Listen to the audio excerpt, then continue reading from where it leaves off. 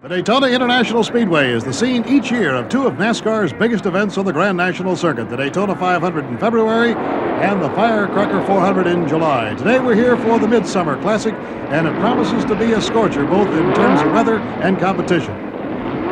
Hello everybody, I'm Bill Fleming, and together with Chris Economaki, we'll be covering the action here in the Firecracker for you. I don't believe we've ever come to Daytona when we've had more good stories, more elements at work. For instance, the pole sitter today, Neil Bonnet, didn't even have a ride 3 weeks ago, and all he did this week was to go out and run 187 plus miles per hour. Then, of course, A.J. Foyt is here, hoping that he wins his fourth Daytona race in the year that he won his fourth Indy 500. Cale Yarborough, outside position of the first row, is locked in a point battle with Richard Petty, and of course, Cale has won 7 races so far this year on the NASCAR circuit. There are also 3 women in the race today. That is the first on the Speedway. Janet Guthrie, of course, whom you all know, is in 20th starting position, and a couple of Europeans are here for the first time today, Leila Lombardi of Italy and Christina Beckers of Belgium. And we also have a pretty good race going for the Rookie of the Year honors between Sam Summers and Ricky Rudd. So those are just a few of the things that could be developing here today, but let's call in Chris Economaki, the editor of National Speed Sport News, to give us a rundown on his thoughts. Chris, I don't know whether you want to amplify those or whether you have some of your own you've discovered today. I tell you, heat is going to be a story, and my big question in my mind, Bill, is whether Chris Economaki is going to be around to make it to victory lane. It's really hot. A late-breaking story. Neil Bonnet, the pole winner. They had some trouble with the engine last night. They fixed it. They came out to the track this morning. They found number 3 cylinder full of oil. They haven't had time to do a thorough repair job. They slapped it together. Neil Bonnet says it's questionable, but the heat is really the prime factor here. It's oppressively hot today, and the drivers are going to feel it. You know, they wear these heavy uniforms to protect against fire, and I think we're going to see a lot of relief drivers asked for before it's all over. Let's hope we don't have any relief drivers in the pit for you. I hope not. All right, the cars are on the track, so let's set the field. On the inside, the pole sitter, Neil Bonnet in a Dodge, and next to him, Cale Yarborough in his number 11 Chevrolet. Then in the second row, it's Benny Parsons on the inside. Next to him, Ron Hutcherson of Keokuk, Iowa. Row 3, Richard Petty in the famous 43 Dodge. A.J. Foyt in his Gilmore Chevrolet next to him. Sam Summers in the 4th row. And next to him, Donnie Allison. In the 5th row, Bobby Allison's Matador on the inside. Terry Ryan, a rookie from Davenport, Iowa, on the outside. Bruce Hill in the 6th row on the inside. Number 88, Darrell Waltrip outside him. Then in the 7th row on the inside is Ty Scott, and outside of him, number 21, the famous Mercury put in the field by David Pearson. Now, let's take a look at the rest of the field as we are getting close to a start here now. Back in the 10th row, car number 68 is Janet Guthrie. Then we look back on through the 15th row, Leila Lombardi. Buddy Baker is in the 16th row. And finally, Christine Beckers is in the 19th row. And now the cars, all 41, are started, and it looks like we're going to get a green flag here. Bill, the clouds have just come over the track. It's almost on signal. The sun is out of the way, and this will be a break for everyone. All right, here we go, and we have a green flag. Watch car number 5, Neil Bonnet, the pole sitter, as he takes the lead. Oops, he slows down, and now Cale Yarborough has the lead. Benny Parsons cuts inside, as do a number of other cars, and I do believe that Neil Bonnet has got a major problem there. As you can see him in the middle of the pack, slowed way down. And there goes Cale Yarborough, chased by A.J. Foyt, Donnie Allison, and as they move down into turn number 2, it's Ron Hutcherson moving into the 4th spot. I think you had the story there, Chris. I think the driver showed great professionalism. Bonnet stayed right where he was supposed to stay, and everybody drove around him. No episode. It could have been bad, but the car wouldn't get off the line. And now A.J. Foyt is in the lead in car number 51, followed by Donnie Allison in car number 1. As they will come by the grandstand for the first time.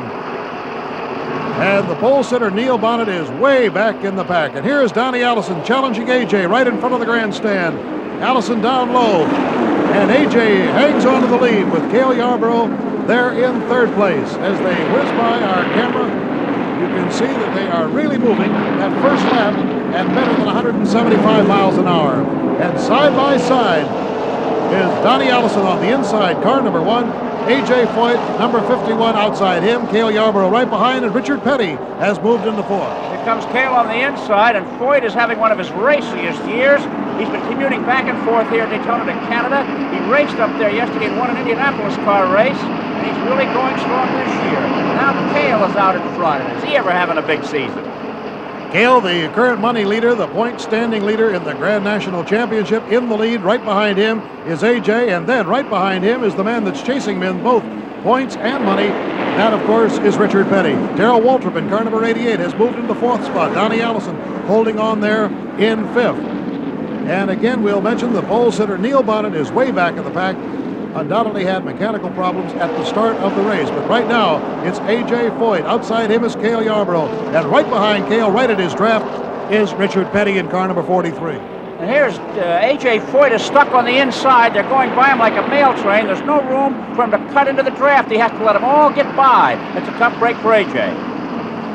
Okay, very good point as the cars string out now. And there's the pole sitter, Neil Bonnet, car number 5, way, way back now. Look how far it is from him to the leaders. 27th place, Bill. He dropped 26 positions in one lap. And now as they swing by, it is Cale Yarborough in the lead. Richard Petty right behind him. Darrell Waltrip down low, and Donnie Allison behind him. So we're underway with the Firecracker 400 on a hot day here in Daytona. We'll be back in just a moment.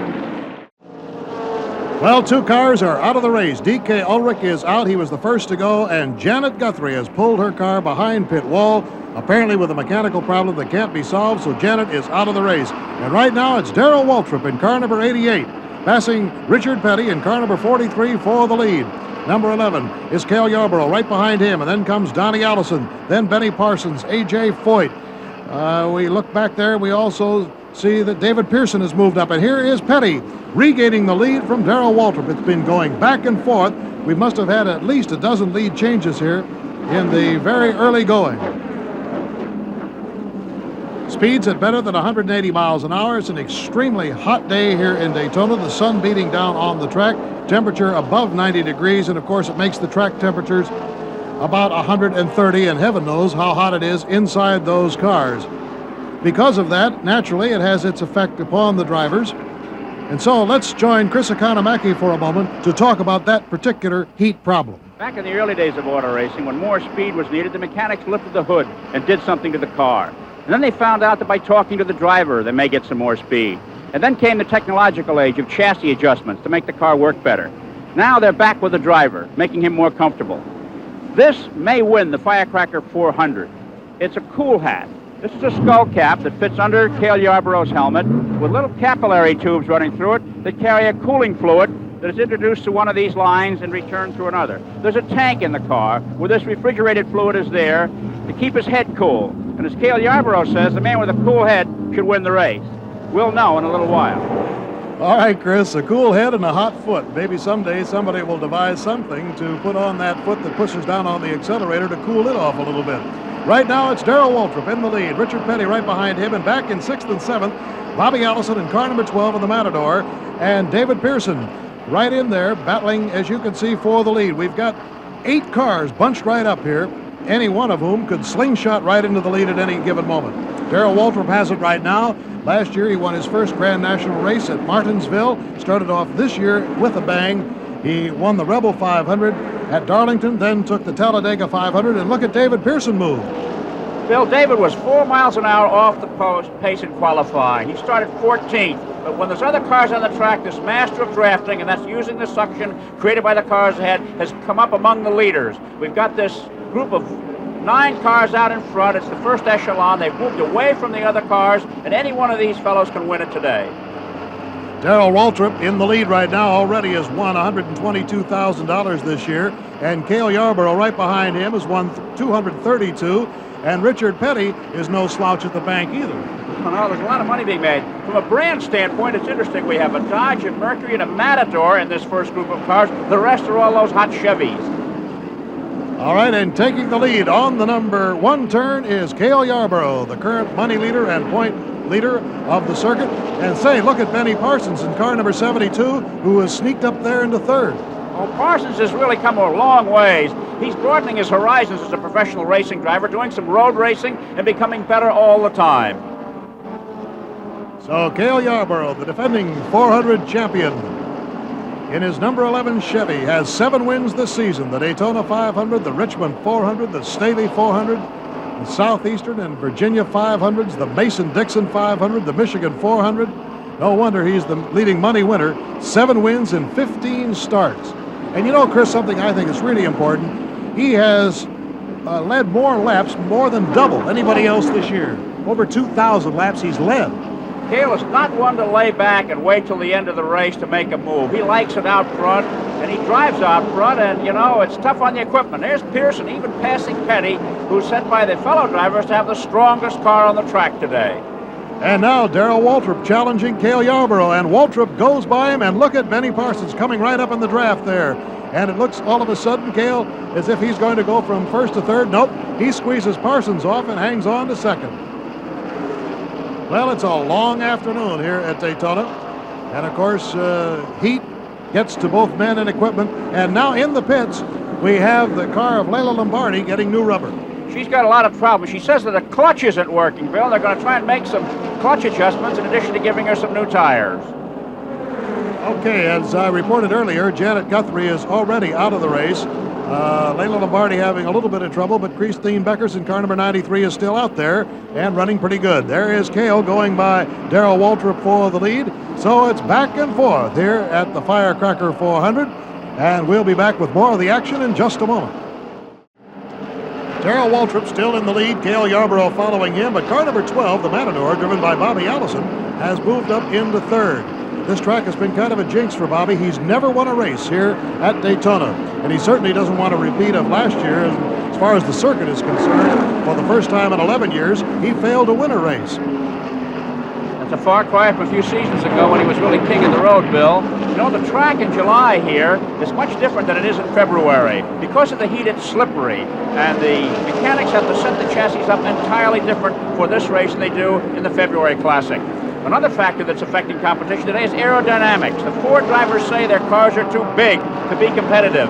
The fastest Ford was 30th. Buddy Baker started back in 31st position. He's now back racing with Sam Summers in 10th and 11th position, a long way behind the leaders. There they are there. And Baker's really complaining about coming to the racetrack and not having any chance to win. Look at the interval between the 10th and 11th place drivers and this first echelon, this mail train of 9 cars right up front. The lead group of cars coming up on some slower traffic, which has to give way to the left as the faster cars go up on the outside. It's Darrell Waltrip in the lead, Cale Yarborough in second place. Bobby Allison is now in third. Then David Pearson, Benny Parsons, Richard Petty, A.J. Foyt, Donnie Allison, all within striking distance of the leader, Darrell Waltrip. We're going to take a break from the Firecracker 400 right now. We'll be returning here shortly. It's time to join Frank Gifford at the NCAA Lacrosse Championship at the University of Virginia. Bill Fleming along with Chris Economaki back at the Firecracker 400, and car number 43, Richard Petty, is running out in front of the field almost by himself. He's got about a 5-second lead on the second group of cars, and in that second group, Cale Yarborough, car number 11, Benny Parsons right behind him, and there goes Benny Parsons challenging for second place, and a little blue smoke coming out of the back of Benny's car. You know, it's amazing, Bill, that the top drivers are still in it as hard as they're pushing these cars. The attrition rate has been very low. All the stars are still here, and they're giving these engines tremendous torture, put to the floor all the way around. It's time some engines blew. And you can take a look at the cars that are out of the race so far. Parsons being challenged by Cale Yarborough, and David Pearson is right behind. Tough luck about Christine Beckers being out. That means that only one woman driver is still in the race. That's Layla Lombardi. You know, Christine had a piece of debris cut a brake line, and she had absolutely no brakes, which put her out.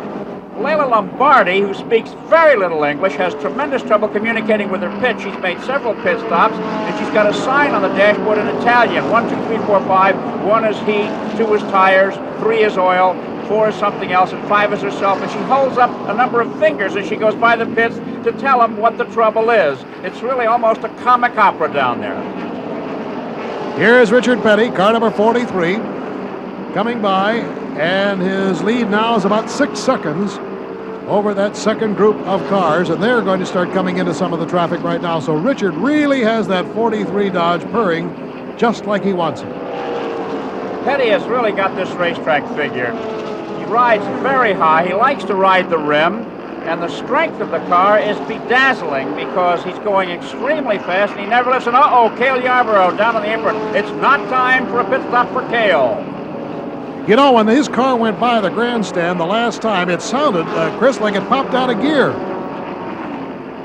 So the major problem for Cale Yarborough, Darrell Waltrip, we might add, has also dropped back. So we'll be back in just a moment. A little bit of the pressure has been taken off Richard Petty's back because Cale Yarborough's car has been wheeled back to the garage. They're going to make some transmission repairs. Gives us an opportunity to talk about Richard Petty up close and personal. Well, Chris, you really have to hand it to the crew of Junior Johnson. They've got Cale Yarborough running again. Well, they lost 12 laps fixing the transmission, but Cale said that the kind of work they do when he has trouble won him the championship last year. The points you get way down the line, he wouldn't have been champion had it not they changed engines and done repairs like that throughout last season.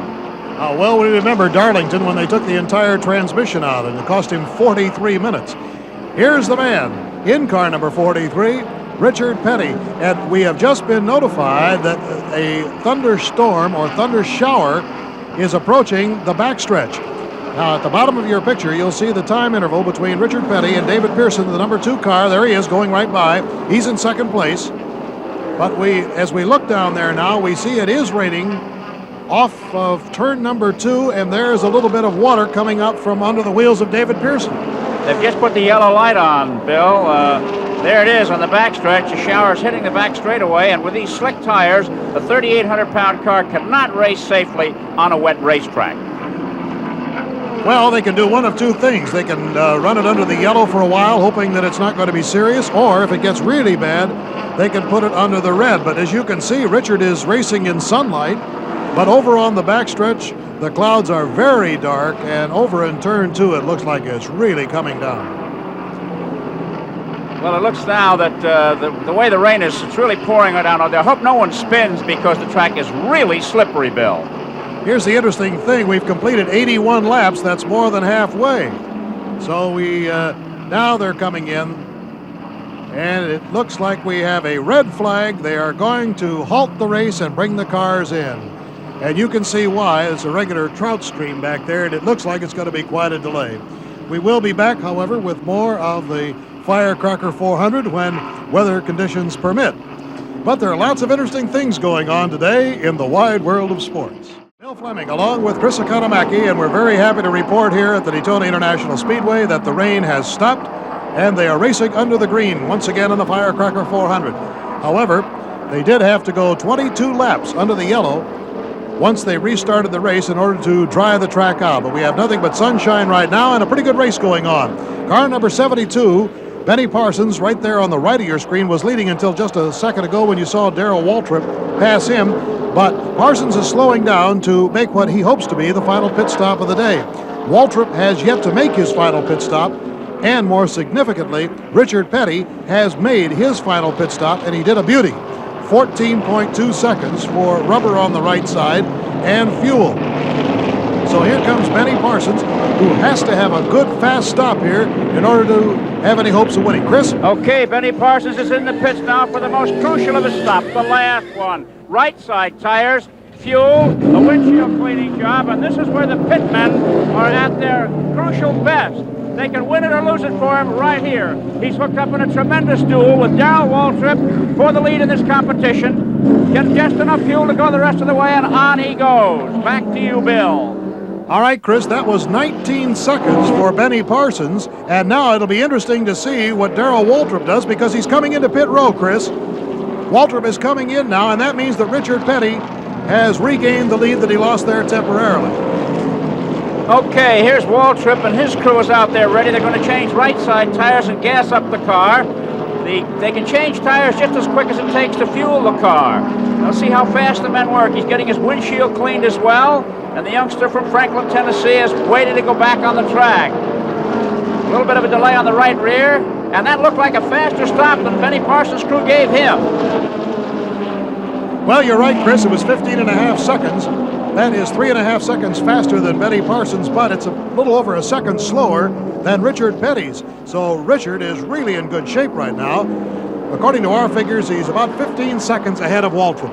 With the last pit stops out of the way, Bill, we've got 7 cars in the same lap. Petty, Waltrip, Parsons, Pearson, Foyt, Donnie Allison, and Buddy Baker's made it. It's going to be a good finish. Any report on Bobby or an AJ? Do they have problems? Bobby Allison's still a good many laps down with engine problems, and AJ's in that same lap, but at the tail end of it. So there you saw a shot of Waltrip on the backstretch, and there's Parsons and Pearson chasing him. We'll be back in just a moment. And he will get the white flag as he comes by with 1 lap to go. Chris, you want to make a comment here before you head toward victory lane?